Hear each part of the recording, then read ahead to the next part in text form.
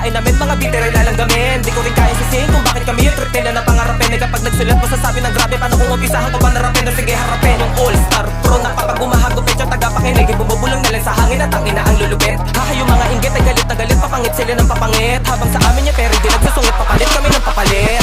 Kahit pabagalang ko walang chansang makalam, paska sa aming mga sakalam. At kahit mag-isa pa nga lang bang kay ka nagpaslang, paano pagkasama pa ang gang na may tangang parang bilang pakalsada. Sinasabayan hanggang dun sa uso ang korbata. Kinalingan ng sobra, mga obra matalas pa sa espada. Pag may dinatansya ay ini-eskwala. Eskwala.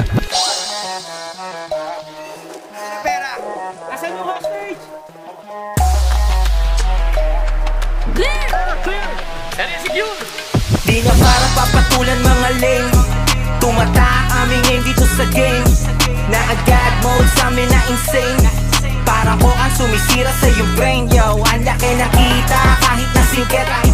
Dumistansya sa amin ang mga inggit, puro bato pero hindi nakamit.